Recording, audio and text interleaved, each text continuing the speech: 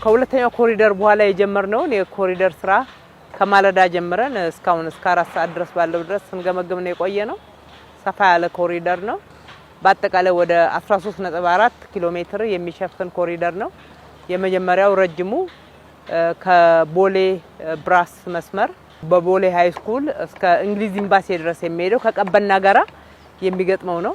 በዚሁ መስመር ላይ ከዚህ ከቦሌ ሃይ ስኩል ቦሌ መድኃኔዓለም አካባቢ ጀምሮ እስከ ሜንኮ ድረስ ወደ መገናኛ የሚሄደው መስመር ላይ ይገጥማል። በሁለተኛው ደግሞ በአደይ አበባ ስታዲየም በፊት ለፊቱና በጀርባው በኩል ያለውን መንገድ የሚሸፍን ነው። በጣም ሰፋፊ የእግረኛ መንገድ ያለው፣ የሳይክል መንገድ ያለው፣ ሌሎችም ነን ሞተራይዝድ ለሆኑ ትራንስፖርቶች ምቹ የሆነ በተለይ ደግሞ ለአካባቢው ነዋሪዎች አካባቢውን ያደሰ እስከ ሻላ መናፈሻ ድረስ የሚዘልቀው ነው።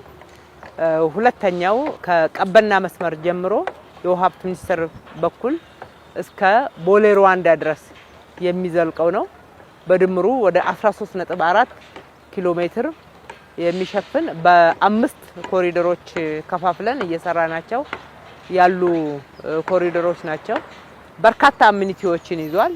ለአካባቢው አሁን እንግዲህ ቦሌ ሃይ ስኩል አካባቢ ነው የምንገኘው። በሄክታር ሰፊ ስፍራን አግኝተን ስፖርት ሜዳ፣ የልጆች መጫወቻ እንዲህ አይነት ሰፊ ፕላዛን የፈጠር ነው ከቦሌ ሃይ ስኩል የወሰድነው ቦታ ነው። ቦሌ ሃይ ስኩል ውስጥ ደግሞ ፎቆችን በመስራት ለተማሪዎች አሮጌውን ትምህርት ቤት እጅግ በጣም በማዘመንና በማደስ ሰፊ መሬት ላይ የተሰሩ ቪላዎቹን አፈርሰን ወደ ፎቅ በመቀየር ለነሱም የተሻለ ሰፊ ስፍራ እንዲኖራቸው እንጂ ቦታ እንዳይጠባቸው ማድረግ ለህዝቡ ደግሞ ይሄንን ቦታ ማግኘት ችለናል ማለት ነው። በየአካባቢው ስንሄድ እንዲህ ነው የምናገኘው። አሁን ከአደይ አበባ ስታዲየም ጀርባ ያሉትን ቤቶች ስናየው ክላዲንጋቸው አንድ አይነት እድሳታቸው ወደ ቢዝነስ ቀይረውት አብዛኛዎቹን ቤቶች ትናንት መኖሪያ ቤቶች ሆነው ተዘግተው የነበሩ ናቸው። ዛሬ ከፈት ተደርገው አንድ አይነት ክላዲንግ፣ አንድ አይነት ቅብ፣ አንድ አይነት አጥር እጅግ በጣም አደይ አበባን ጨምረው አምረው ተሰርተው እናያለን። ለአካባቢው ለመኖሪያም ለቢዝነስም እጅግ በጣም በሚያምር ሁኔታ ታድሰዋል። ይሄ ደግሞ ከቦሌ መድኃኔዓለም ጀምረን እስከ እንግሊዝ ኤምባሲ እስከምንደርስ ድረስ ከፍተኛ የቢዝነስ አካባቢ ነው።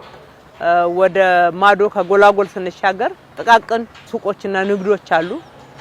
ቁጥራቸውን ጨምረናል፣ አስፈተናቸዋል። በዚህኛው መስመር ግን ከጎላጎል ወደዚህ ወደ ብራስ የሚመጣው ደግሞ ትልልቅ ሆቴሎች፣ የቢዝነስ ተቋማት እና አጠቃላይ ንግዶች በከፍተኛ ሁኔታ የሚካሄዱባቸው አካባቢዎች ናቸው። በርካታ አዳዲስ ግንባታዎችን ገንብተናል።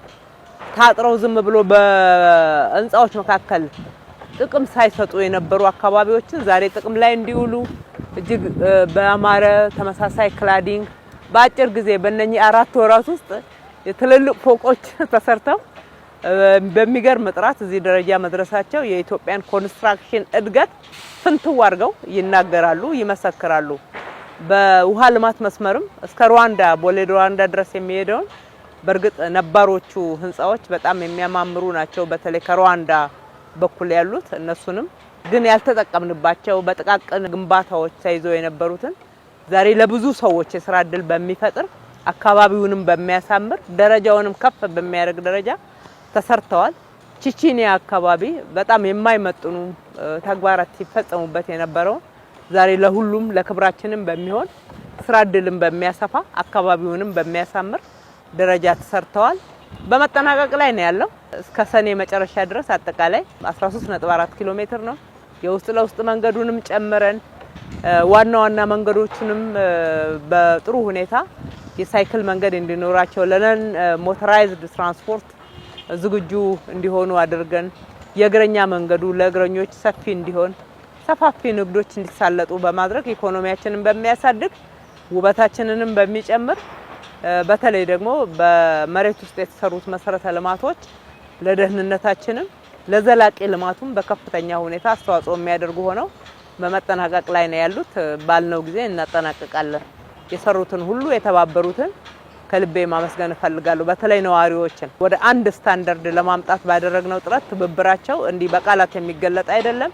አብረውን ሰርተዋል። በመንግስት ፈጣን የስራ ባህል ስርዓት ውስጥ ገብተው አንዳንዶቹ ቀድመው ጨርሰው አሁን ይከራያል የሚል ለጥፈውበት ስናይ እጅግ በጣም ተደስተንበታል ተደንቀንበታልም ከአካባቢው ላይ ያነሳናቸው ቀድሞ ይነግዱ የነበሩትን ቦታ አንዱንም ሰው አላሳጣንም ተመልሰው በቦታቸው ላይ መነገድ የሚችሉበት ሰፊ እድል ተፈጥሯል ተከራዮቹ መመለስ ይችላሉ እኛም ደግሞ ቦታ ስፍራ የሰጠናቸው መንግስት የሰራው ላይ ያስገባናቸው ወደ ንግዳቸው አንድም ቀን ሳያቋርጡ እንዲገቡ ማድረግ በመቻል እንዲ ተስማምተንና ተግባብተን ተቀናይተን ስንሰራ ሁሉም ተጠቃሚ ይሆናልና ይሄንን አጠናክረን እንቀጥላለን እጅግ አድርጌ አመሰግናለሁ